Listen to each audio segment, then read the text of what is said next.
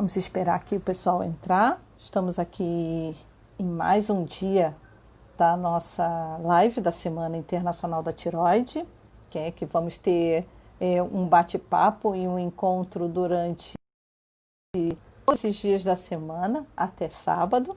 Né? Então já vou dando boa noite ao pessoal, já vou acenando. Né? Doutor Vitor Gervásio entrou aqui também, doutora Gabriela, Maria Marcela, Lua, Flávia, né? Tem o Digão de Jaraguá. Então já estamos com o pessoal entrando para participar aqui do nosso bate-papo, né? Que vai estar começando vocês. Ó, doutor Vitor já mandando um tchauzinho aqui para nós. Carol, Line, eu estou lendo sempre o primeiro nome. Doutora Gabriela também deu dando tchau, Flávia. Então aqui eu vou ver se a doutora Gisá já está aqui com a gente. Ela já deve estar aqui. Opa, já está por aqui. E vou à conversa, porque hoje a gente vai falar de um assunto que interessa a todo mundo, que a gente sabe bem, que é o hipo e o hipertiroidismo. Doutora Gisá, tudo bom? Tudo bem? Tudo certinho. Muito frio por aí? Frio. Hoje começou de manhã 7 graus, agora está uns 11 graus, mas está bem friozinho.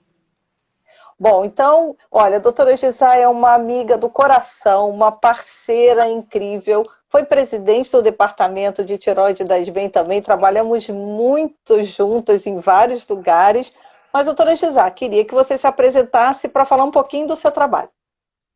Então tá bom, boa tarde a todos. Eu queria antes agradecer a participação de todo mundo nessa live, né? Então eu sou Gisá Amaral, eu sou professora de endocrinologia da Universidade Federal do Paraná, sou membro da diretoria do Departamento de Tireoide da SBEM, e como você falou, foi muitos anos que a gente tá juntas aí nessa que é muito gostoso, né, de fazer com esse grupo que é muito, nós somos muito amigos, muito unidos, é muito gratificante. Aliás, é uma coisa que a gente estava comentando hoje aqui na nossa reunião de pauta, o carinho e o trabalho em conjunto que o Departamento de Tireoide tem que, assim, anima e cativa qualquer prestador de serviço para trabalhar assim com mais gás e mais vontade ainda com vocês, viu? Obrigada aí pela participação na nossa live, acho que vai ser especial para todo mundo. Eu estou bem contente aqui, que eu estou vendo bastante amigos, alunos, né, colegas, amigas de infância, ou seja, há muito tempo. Tá bem. Olha, e como está frio, né? E tem gente que toma seu vinho, tem gente que toma, e nós aqui estamos tomando o nosso chazinho. Olha, arrebentou com a sua caneca de borboleta, a minha daqui do Harry Potter.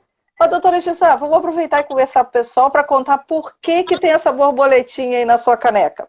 Queria fazer uma menção especial que essa caneca eu ganhei da minha querida secretária Dejanira, que também está me assistindo. Foi ela que me deu de presente. Então, a borboleta é porque a tireoide, ela tem o formato da borboleta. Então, vamos lá, começando, né? Hoje a gente vai falar de hipotireoidismo e hipertireoidismo e a pandemia, a Covid-19. Então, primeiramente, vamos dar um reprise aqui, o Sgarbi já falou ontem, mas o que é a tireoide? Ela é uma glândula que ela está localizada aqui na região anterior do pescoço, entre o pomo de Adão e a fúrcula external, então ela fica aqui nessa região, né, na região cervical anterior. E ela tem o formato de uma borboleta. Talvez seja uma visão um pouco romântica, mas é assim que a gente vê a tireoide. E é por isso, inclusive, que todas as campanhas, né, a gente tem sempre uma borboletinha voando por perto, porque acho que, inclusive, dá um astral bom, dá um clima bem mais calmo, bem mais tranquilo e ainda está perto da natureza, que é melhor ainda, né, doutora Gisá? Então, falando primeiro assim um pouquinho só, revisando, né? A tireoide, então, ela produz os hormônios tireoidianos, né? Que, como o Sgarbi falou ontem, eles orquestram os hormônios, a função e várias funções em praticamente todos os órgãos, em todos os tecidos do corpo. Então, os hormônios tireoidianos são muito importantes e é muito importante que a função tireoidiana esteja funcionando perfeitamente, tanto para o bem-estar físico como mental, né? E quando acontecem esses problemas? Porque ontem a gente estava conversando no nosso bate-papo e a gente até brincou, porque tem várias pessoas que dizem, por favor, doutor, eu tenho tireoide, né? E a gente sabe que todo mundo tem tireoide, exceto com aqueles problemas que você tem que fazer cirurgia e etc. Quando ela funciona de um jeito diferente, é que provoca o hipo e o hipertiroidismo, né? Então, eu queria que você explicasse um pouquinho, porque essa é uma dúvida grande das pessoas, e explicar para poder eles entenderem e acabarem com essa dúvida de vez, vai ser muito importante. Exatamente. Então, a tireoide, nós temos duas disfunções que podem acontecer, né? É o hipotireoidismo, quando a tireoide produz menos hormônio do que é necessário, então a tireoide está trabalhando menos, e nós temos o hipertireoidismo, quando a tireoide produz mais hormônio do que é necessário, então o excesso do hormônio tireoidiano. As duas disfunções, a causa principal dessas duas disfunções é a doença autoimune, que no hipotireoidismo se chama tireoidite de Hashimoto e no hipertireoidismo se chama a doença de Graves. Então essas são as principais. Está começando a chegar algumas perguntas e eu acho legal porque as pessoas têm exatamente essa possibilidade de compartilhar as dúvidas com eles. Algumas eu acho que são mais técnicas, algumas vão precisar talvez de um exame, mas algumas coisas a gente pode esclarecer, né? Eu estou aqui com a Maria falando que ela toma remédio para hipo há 2 meses e, em princípio, 10 dias e fez bem. Ela pergunta qual é o exame para diagnosticar diferencial, no caso da Hashimoto. Esqueci o primeiro termo, doutora Gisá. Tireoidite de Hashimoto. Tiroidite de Hashimoto. Isso. Então, na tireoidite de Hashimoto, então convém aqui só lembrar que o hipotireoidismo é a disfunção mais comum, né? As disfunções da tireoide acontecem muito mais em mulheres do que homens, né? O hipotireoidismo chega a atingir até 10% da população e tem uma prevalência de até 15% nas mulheres pós-menopausa, onde a gente tem o pico do hipotireoidismo nas mulheres, né? Então, assim, para você fazer o diagnóstico no hipotireoidismo, o que que acontece? A gente tem a glândula hipófise aqui que comanda a tireoide com o TSH, que se você ler de trás para frente é o hormônio estimulante da tireoide. Então o TSH ele manda a tireoide funcionar. Quando a tireoide está funcionando menos, que ela está preguiçosa, o TSH sobe. Então é uma gangorra, é como se fosse o chefe que está gritando com o funcionário que não está querendo trabalhar direito, né? Então, e esses o TSH e os hormônios tireoidianos a gente avalia com o exame de sangue. Então, quando o paciente apresenta queixas de hipotireoidismo, que são cansaço, queda de cabelo, pele seca, inchaço, diminuição da memória, obstipação, nas mulheres até irregularidade menstrual, então o médico vai suspeitar de hipotireoidismo e ele vai pedir esses exames de sangue, que vão definir se o TSH alto e os hormônios baixos vão definir então que a paciente está com hipotireoidismo. Para saber a etiologia, ou seja, o que causou o hipotireoidismo, a causa mais comum é a doença autoimune. Então, nós dosamos os anticorpos. Os principais é o antiperoxidase, que eu vi que teve uma pergunta ali, e a antitireoglobulina, que são os principais anticorpos que atacam a tireoide e fazem com que ela fique preguiçosa, que ela vá diminuindo progressivamente de funcionar. Tem uma questão que surgiu ontem também, eu acho que já está surgindo hoje aqui. Quando existe alguma complicação, algum problema, né, e no meio dessa pandemia, porque a gente está exatamente com o tema da tireoide e o Covid-19, o que dá para esperar e o que não pode esperar? E se não der para esperar, como é que seria esse contato com o médico? Porque as pessoas estão muito preocupadas de não poder ir num hospital, ou até se tiver que ir na consulta, tem que saber se o médico realmente está atendendo, se vai usar a telemedicina. Então, assim, até que ponto a pessoa pode aguardar essa confusão toda passar, ou ela mantém esse contato com o médico para poder fazer o acompanhamento do tratamento dela? É muito importante, eu vou falar primeiro do hipo, depois do hiper, né? Então, é muito importante manter, né, a função tiroidiana regulada durante essa fase da pandemia. No caso do hipotireoidismo, os pacientes devem manter a sua dose habitual. Se apresentarem queixas, eles devem entrar em contato com o seu médico e ir na consulta, ou então fazer consulta por telemedicina. Aí a decisão cabe entre o médico e a paciente, né? Mas a dose da levotiroxina deve ser mantida. A mesma coisa o paciente com hipertireoidismo. Ele deve manter o seu tratamento, que é com droga antitireoidiana, para frear a tireoide, se ele estiver usando. E se ele apresentar queixas, ele deve procurar o seu médico. O hipertireoidismo ele é um pouquinho mais intenso, muitas vezes. Então, o paciente que está em tratamento de hipertireoidismo, ele precisa ser seguido com uma maior frequência, porque o hipertireoidismo, quando ele não está compensado, ele pode ter consequências graves. Eu queria só aproveitar aqui para deixar claro que tanto o hipo como o hiper, eles não constituem um grupo de risco para o paciente adquirir COVID. Assim como também eles não são um grupo que vão ter manifestações mais graves se tiverem a COVID. Apesar de ser uma doença, a causa mais comum ser uma doença autoimune, não faz parte do grupo das doenças autoimunes com maior risco para a COVID. Porque tanto no hiper como no hipo, o sistema imunológico não está comprometido. A gente não usa drogas imunossupressoras para tratar o hipo ou o hiper.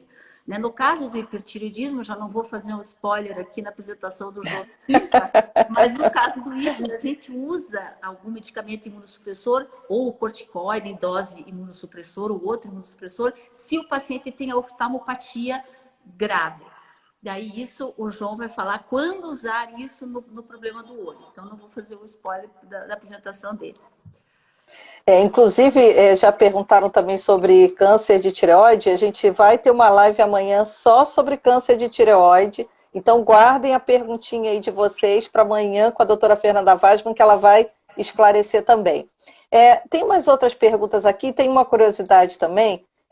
Será que essa ansiedade de ficar em casa, ansiedade de não saber o que vai acontecer ainda, porque a gente tem tudo muito difícil de definir, muitas questões que estão envolvidas, essa ansiedade pode influenciar em sintomas do hipo ou do hipertiroidismo?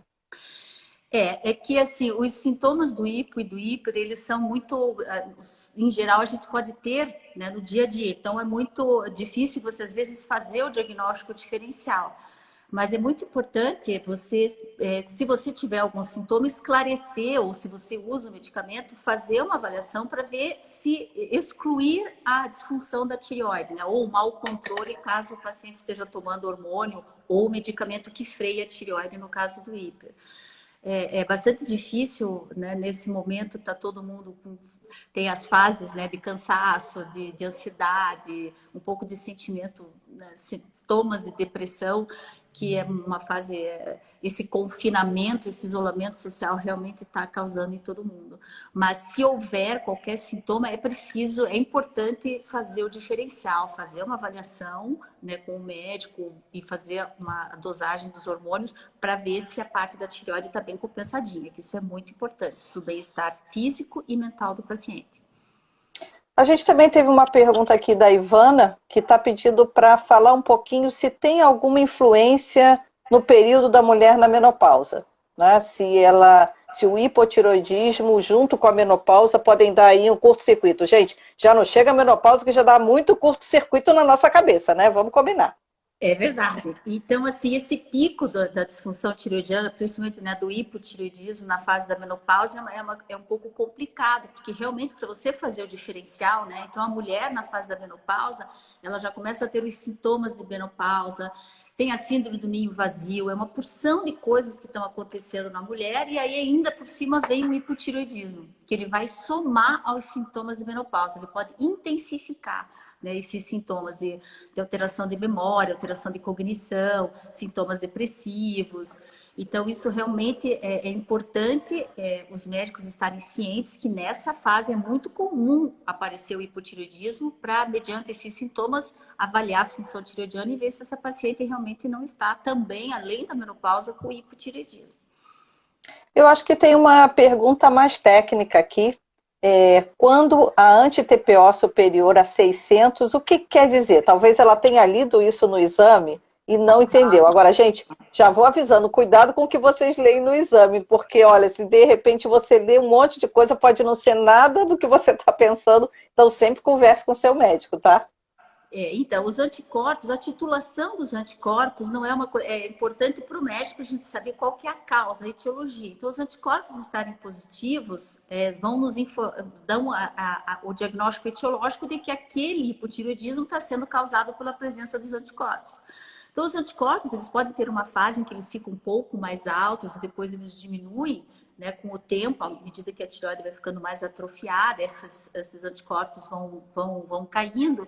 Mas o mais importante para o paciente não é avaliar o número, se o anticorpo está bem positivo ou menos positivo. O mais importante para nós é ver a função tireoidiana, porque é baseado na função que a gente vai fazer o ajuste da dose do hormônio tireoidiano, da dose do análogo que é a levotiroxina.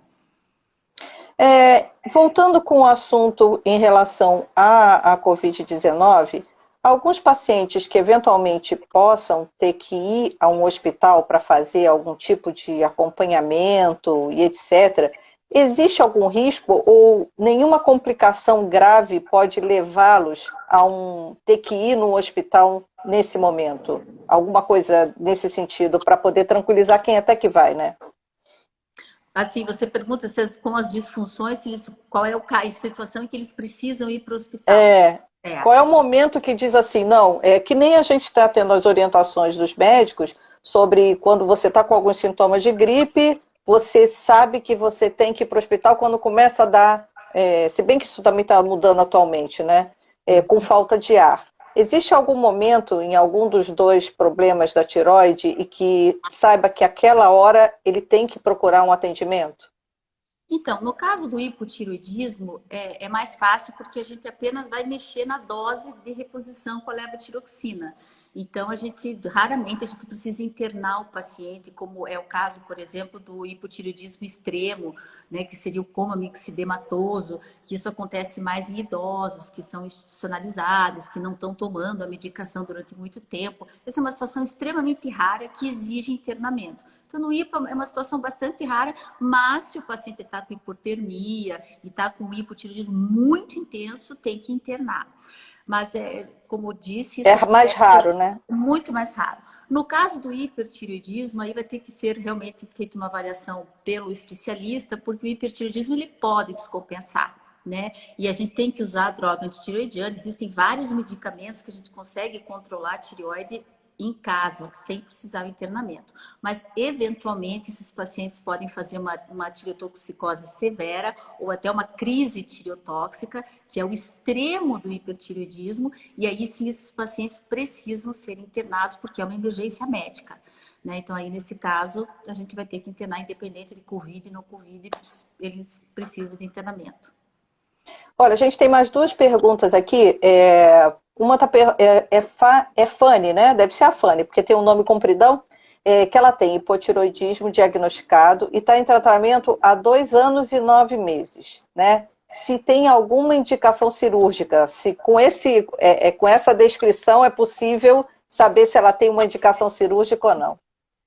Então, no hipotireoidismo, na grande maioria das vezes, porque o hipotireoidismo geralmente ele não faz o bócio, que é o aumento do volume da tireoide. Qualquer aumento de volume da tireoide a gente chama de bócio, né? Que no popular é o papo. Então, no hipotireoidismo é muito difícil a gente ter aquele bócio volumoso que tenha que fazer intervenção cirúrgica.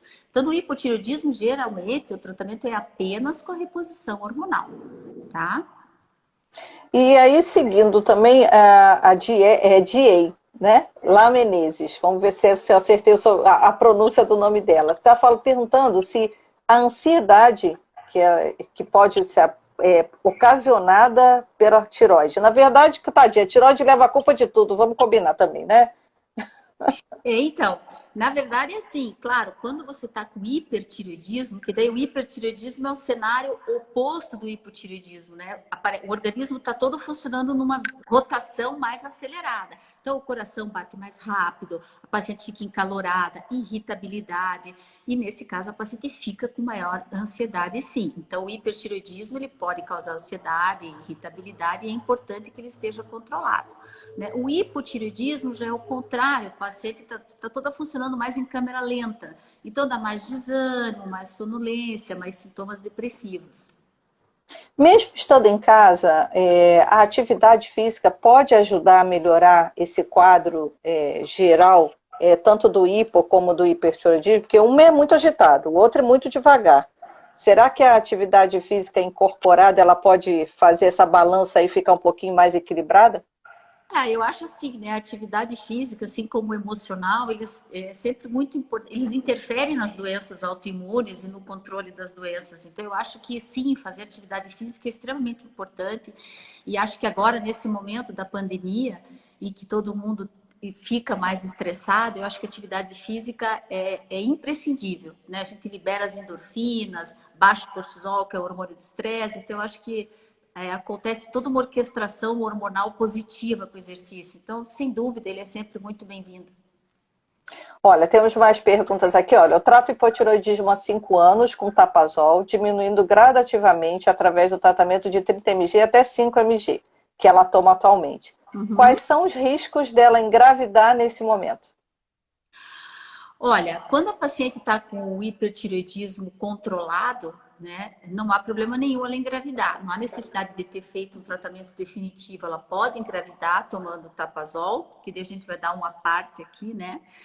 E aí, normalmente, durante a gestação, sempre a gente tenta usar a menor dose da droga de tireoidiana possível para manter a paciente controlada do seu hipertireoidismo durante a gestação, né?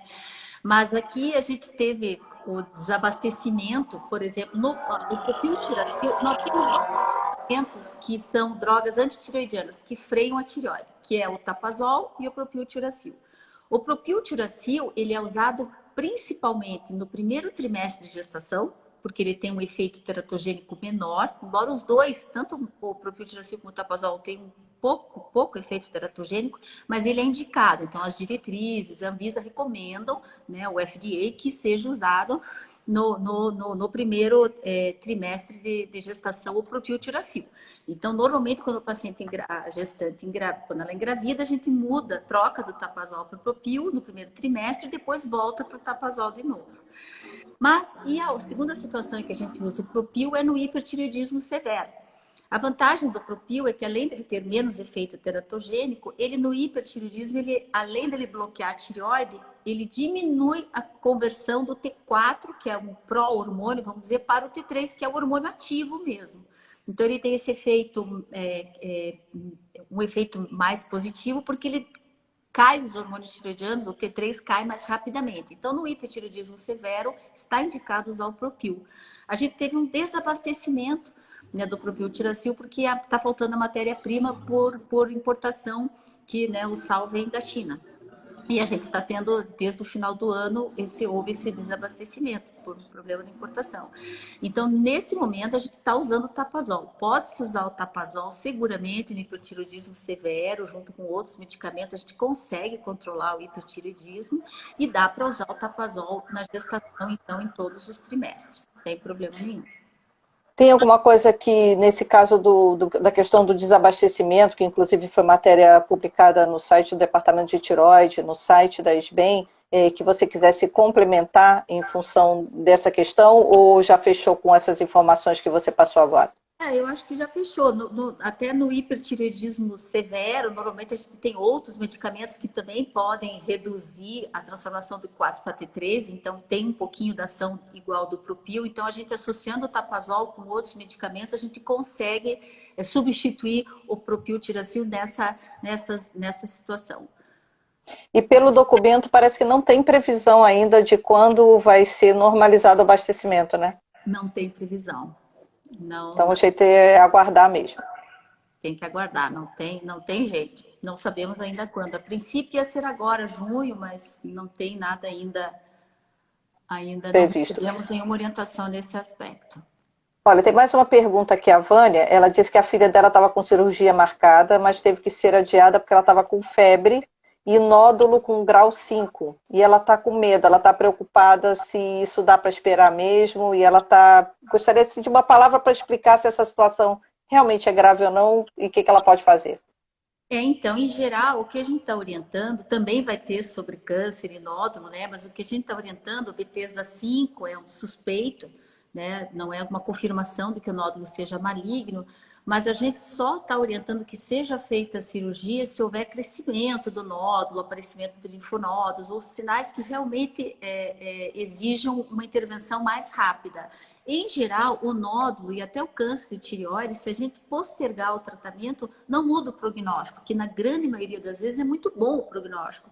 Então, isso vai caber muito de caso para caso, né? Do paciente discutir com o seu médico se há necessidade. Mas não havendo, assim, uma extrema necessidade, a gente está postergando as cirurgias para depois dessa pandemia, quando passar isso. Está muito mais que mais tranquilo poder aguardar um pouquinho do que entrar no hospital nesse momento que está todo mundo com tudo sobrecarregado, né? Exatamente. A gente tem que tentar diminuir o número de intervenções médicas hospitalares para justamente ter mais espaço, vaga para os pacientes que vão desenvolver a Covid, né? Então, Tem mais uma pergunta aqui da Maria, que após o uso do medicamento para tireoide por 2 meses e feito o TB hemograma e viu uma queda de plaquetas. Ela pergunta se pode haver com a medicação, pois parou devido ao sintoma de aceleração. E ela fez os exames recentemente. ela parou com o hormônio tiroidiano? Deixa eu ver aqui o que ela está falando. Ela parou, ela não diz, ela só diz que parou. Deve ser o hormônio. O hormônio tiroidiano ela não deve parar, se ela tiver qualquer, porque ele não vai causar alteração no hemograma e nem nenhuma outra complicação, né? Diferente do medicamento da droga de tiroidiano. Então, se a paciente tem o hipertiroidismo e ela está usando o Tapazol, no caso, ele pode, e o médico sempre deve orientar os seus pacientes, ele pode causar uma diminuição dos neutrófilos, que são os nossos soldadinhos de defesa. Fazer uma agranulocitose, que é uma diminuição da série branca do sangue, que é a série que nos defende das infecções, né? Fazer uma granulocitose ou a granulostopenia, que é uma diminuição. Então, a gente sempre orienta o paciente que está usando o Tapazol ou propiltiracil, que agora não está tendo, mas o paciente que está usando, se ele apresentar febre ou dor de garganta, ele tem que descontinuar o medicamento e entrar em contato com o seu médico imediatamente. E ainda mais agora, nessa situação de pandemia, uma diminuição da nossa série branca, dos nossos soldadinhos, é uma coisa que deixa o paciente bastante vulnerável ao Covid. Então, isso tem que ser comunicado ao médico. E todo paciente que estiver usando o Tapazol, lembrar, se tiver febre ou dor de garganta, pare o medicamento e ligue imediatamente para o seu médico. Vou aproveitar e agradecer ao pessoal, que o pessoal está assim, confortável pra caramba, porque está fazendo um monte de perguntas, então a gente está agradecendo as perguntas de todo mundo, que é uma interação, né? Vamos embora! Olha, aqui a Ana, né? Sobre a tiroglobulina, qual o valor máximo que ela deve apresentar no exame de sangue? Tá todo mundo querendo descobrir o resultado do exame de sangue, lendo ali as informações, né? Ela fala tiroglobulina, né? Não a Fala. antiglobulina. A Não, fala tiro. tiroglobulina, ela é uma proteína que tem abundante na tireoide, por isso ela é usada como marcador no câncer de tireoide. Também não vou ficar fazendo spoiler lá, Não. né? Mas normalmente no sangue de 13 a 40 nanogramas por decilitro. Então, esse é um valor normal. Mas a tiroglobulina ela pode aumentar em diversas situações, né? Na própria tireoidite de Hashimoto, ela aumenta. Quando o paciente tem nódulos ou tem um bósteo, uma tireoide muito grande, a tiroglobulina pode estar aumentada. Então, ela aumenta em diversas situações que não só apenas no caso do câncer de tireoide. Então, no caso, tem que também fazer uma avaliação mais completa e discutir com o médico a questão do valor da tiro. Tem um comentário aqui, então, uma pergunta interessante que ainda não tinha surgido nessa área, sobre a alimentação. Se a alimentação pode ter alguma influência na área da tireoide, não sei se talvez hipo ou hiper, aí eu não sei, você saberia dizer. A alimentação influencia? Quando o paciente está tomando hormônio tiroidiano, a alimentação não vai influenciar em nada. O importante só é que o hormônio tiroidiano ele é egoísta. Então, você tem que tomar ele sozinho, né? Ele não gosta de ser ingerido junto com outras coisas. Então, a alimentação, o café da manhã, a gente orienta que mantenha um intervalo de 20, 30 minutos, né? E os outros medicamentos que o paciente toma, eles têm que tomar com intervalo de 1 hora. Tem que tomar o hormônio tiroidiano, espera, toma o café e depois toma os outros remédios. Porque os outros medicamentos interferem bastante na absorção da levotiroxina pelo estômago e pelo intestino próximo ao estômago, que é onde ele é mais absorvido. Então ele precisa estar sozinho. Olha, você deu uma explicação que eu acho que é tão simples que a nossa secretária faz tratamento, né, aqui da redação, e eu vou dizer para ela a explicação. Olha, você não pode comer porque ele é egoísta, né? Eu acho que nunca mais Ele dá para gosta de esquecer. exclusividade. Olha, essa é a melhor explicação. E é tão simples de a gente conseguir trazer para uma outra realidade, para o pessoal poder incorporar o tratamento naturalmente, né? Que isso ajuda pra caramba. E tem mais uma pergunta aqui, acho que é Luísa. Deixa eu ver se é Luz. É Luz. É a Luz. Ela tem hipertiroidismo, o olho está muito inchado e vive inflamado. Mas ela diz que o hipertiroidismo está controlado. Ela está perguntando se tem algum problema, se isso é perigoso, se não é perigoso. Eu até vi, eu li essa pergunta ali, que eu até me distraí um pouquinho, e ela também comentou que o TRAB dela está positivo. Então, assim, na verdade, ela tem uma doença que está ativa, e se ela tem o que a gente chama a oftalmopatia, a orbitopatia, que é, né, a manifestação da doença de Graves fora da tireoide, que é o olho. Então, se ela está com o olho vermelho e tem lacrimejamento, ela está com sintoma, ela está com um pouco de atividade inflamatória. Então, ela tem que conversar com o médico dela, que ele vai avaliar o grau dessa inflamação, né? Porque quando a inflamação está grave, né, moderada a grave, aí vai ter que usar corticoide numa dose um pouco mais alta, mas a gente está tentando deixar isso sempre para situações mais extremas, porque, na verdade, daí já o paciente vai ficar em imunossupressão. Então, em geral, quando é de moderada para baixo, os cuidados têm que ser locais mesmo, né? Colírio, óculos escuros, porque dá fotofobia, né? A luz irrita bastante o olho. Então, a gente usa esses cuidados mais locais. Mas ela vai ter que fazer um exame com o médico para ele ver qual que é a intensidade dessa atividade inflamatória e definir o tratamento para ela. Esse seria uma tentativa que não deveria aguardar a pandemia passar, ou ela também pode fazer esse controle e esperar um pouquinho até a situação se acalmar um pouco? Na oftalmopatia, se a gente tem uma atividade inflamatória muito intensa, tem que fazer o pulso, que a gente chama que são doses altas de corticoides semanais. Aí, quando está muito inflamado, a gente tem que fazer, porque aí há risco mesmo de comprometimento de córnea ou compressão do nervo, que daí são complicações extremamente graves. Então, por isso que a gente tem que fazer a avaliação. Se é uma oftalmopatia grave, tem que pulsar com corticoide, que é uma dose alta do corticoide, para fazer a imunossupressão, para diminuir essa atividade inflamatória ou diminuir a compressão do nervo óptico, caso esteja acontecendo. Então, a oftalmopatia, quando ela é grave, ela é uma emergência também. E aí ela vai exigir o tratamento que for necessário. Mas com todos E, aliás, a gente vai ter uma live também no sábado sobre isso com o Dr. Sgarbi aqui. A gente já deixa o convite para vocês. Olha, a Jaque, acho que é Jaque, né? Ih, sumiu a pergunta dela. Peraí. Ela estava querendo saber resultado de exame. Deixa eu ver se eu consigo. Ela estava querendo saber, a partir do resultado do exame dela, olha, sumiu de novo. Deixa eu ver se eu consigo localizar aqui. Olha, enquanto eu não consigo localizar, já queria aproveitar e dar boa noite para um monte de amigos que estão entrando por aqui. Olha, doutor Gustavo Caldas, Josi, Rosita, Mari, Luciana. Olha, a Luciana está dizendo que ela tem hipotiroidismo há quase 10 anos, toma o Levoide 100 e após a gestação, que o bebê está com 5 meses, o exame se alterou. Está com 8,12 e o médico alterou para 112 a medicação. Nossa, muita informação, hein? E muito pouco. Ela queria saber a tua opinião sobre isso. Normalmente na gestação, né, o paciente que já vem tomando medicamento, né, a levotiroxina, antes de engravidar, a gente otimiza a dose. Eu vi ali que tinha uma outra pergunta, já aproveitando e vou responder. Qual que é o alvo, né, do TSH quando a paciente está tomando a levotiroxina? Então, em geral, para a maioria da população jovem, é entre 0,5 e 2,5, né? Até 4,5, que é o valor normal de referência. Mas a gente tenta manter entre 0,5 e 2,5 para a população mais jovem, né? O idoso, a gente deixa o TSH num alvo um pouquinho mais alto, né? Mas voltando para a gestação, então a gente otimiza a reposição, tenta deixar a gestante nesse alvo um pouquinho mais estreito, entre 0,5 e 2,5 de TSH. E durante a gestação é um estresse para o organismo, né, da mulher. Então, a tireoide ela funciona um pouco mais durante a gestação. Então, a gente tem que simular isso. Então, quando a paciente engravida, a gente automaticamente aumenta um pouquinho essa dose, 25%, 50% da dose que ela tomava antes da gestação.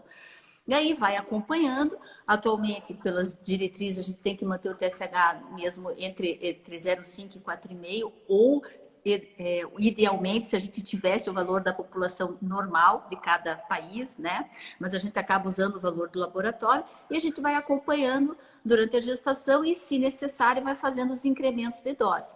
Quando acaba a gestação, a gente orienta que a paciente volte a tomar a dose que ela tomava previamente à gestação. Então, às vezes, o paciente volta a tomar, mas ela já está em outro momento. Algumas vezes a tireoide dela ainda funcionava um pouquinho e evoluiu um pouco mais na pós-gestação. O hipotireoidismo dela ficou mais intenso, então ela precisa, né, se ela tomava 70% da dose e a tireoide funcionava 30%, às vezes depois da gestação a tireoide acaba que funcionando menos e a gente precisa aumentar a reposição. Então, tem vários fatores, né? O pH gástrico também, se ele é alterado, ele pode alterar a absorção. Então, esses ajustes de dose são necessários, às vezes para mais ou para menos, né? Mas, com certeza, depois da gestação, a gente tende a diminuir. Então, o que deve ter acontecido é que ela deve ter voltado à dose pré-gestação e não mostrou que é mais suficiente, que agora ela precisa um pouquinho mais para ficar adequadamente, né, com a reposição adequada. Bom, a gente já está chegando ao final, porque já passamos nossos 5 minutinhos. Eu acho que algumas perguntas faltaram, mas eu queria só encerrar com uma perguntinha que volta ao assunto da live, que era hipo e hipertiroidismo, que é uma pergunta bem genérica, mas eu acho que muita gente tem essa dúvida. Quem tem hiper, perde peso ou engorda como a hiper, como o hipo? Tá. Então isso é importante, existem algumas coisas que são mito, né? Então, no hipertireoidismo, quando ele está intenso, com bastante produção de hormônio tireoidiano, há uma perda de peso, tá? O paciente, ele acaba, é uma perda de peso catabólica, né? Então, não é uma perda de peso boa, por isso o excesso de hormônio tireoidiano para emagrecer não é uma boa tática, porque você perde osso, perde massa muscular, mas quando o hipertireoidismo está intenso, sim, há uma perda de peso. No caso do hipo, quando o paciente está com hipotireoidismo e não está repondo, né, então não está fazendo a reposição, o que acontece é que há uma retenção de líquido e diminui um pouco o metabolismo. Mas, em geral, o paciente com hipotireoidismo, ele acaba ganhando, assim, se ele ficou vários meses com hipotireoidismo, ele acaba ganhando, no máximo, 10% do peso corporal. Então, uma pessoa de 60 quilos, que está há 6 meses com a tireoide sem funcionar adequadamente e não sabe que tem o diagnóstico, ela vai estar com 66 quilos. E um pouco desse peso é de inchaço também. Então, na hora que você começa a reposição, a tendência é a paciente perder esse líquido que ela acumulou, esse edema, esse inchaço, o metabolismo voltar ao normal e ela acaba perdendo esse peso que ela recuperou e volta ao normal. Então, é como você falou, a pessoa que tem hipotireoidismo, é muito importante esclarecer isso. Ela tem uma doença que causa o hipotireoidismo. A partir do momento que ela repõe com o hormônio, ela fica eutireoidiana, ou seja, ela fica normal como qualquer pessoa.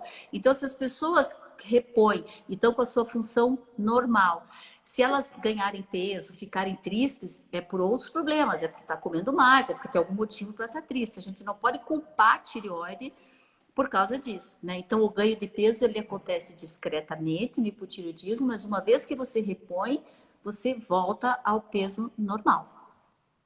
Bom, vamos também parar de botar a culpa na pobre da tireoide, né? Tudo a culpa é da tireoide, daí não dá. Parem de culpar a coitada da tireoide, que ela não é a vilã Pois é. Pois é. Olha, eu já vi que teve gente botando carinha e chorando porque vai terminar. Não, pelo amor de Deus, não termina. Mas, gente, nós estamos aqui terminando, senão a gente ficaria a noite inteira com a doutora Gisá. A gente já está aqui quase 10 minutos, já quase estourando a mais do nosso tempo. Mas a gente vai ter ainda lives nos próximos dias. A gente conta com a presença de vocês, inclusive para dizer que a gente ajuda vocês com as dúvidas, mas vocês ajudam muito a gente com a companhia que vocês fazem, né? Essa troca, essas mensagens, tudo que acontece dentro dessa live nos dias que a gente não está podendo sair, não está podendo encontrar os amigos de forma virtual também é muito gostoso. Então a gente agradece demais a presença de vocês. Queria que a doutora Gisá se despedisse, só avisando também que quando acabar, é só vocês esperarem só um tiquinhozinho, um minutinho, que a live vai entrar na íntegra no feed do canal do departamento aqui no Instagram, tá bom? Eu queria agradecer, né, mais uma vez a presença. Eu e a Cris aqui, a gente tem, né, uma... E também avisar que as dúvidas no site do departamento, a gente tem todos esses statements que a gente fez, então lá daí vocês podem ler mais claramente. E também a gente tem um setor de fazer perguntas e respostas, então a gente está sempre aberto, né, a ajudar e poder explicar, enfim, orientar no que for necessário. Fiquem bem, fiquem em casa o máximo que puderem, né, que isso vai passar. Vai passar. E se vocês quiserem, olha, tireoide.org.br, o site do departamento, e o site da SBEM endocrino.org.br. Gente, mais uma vez, muito obrigada pelo carinho, muito obrigada pela companhia. A gente espera vocês amanhã às 18 horas de novo. Obrigada, doutora Gisá. Tchau, tchau. Tchau.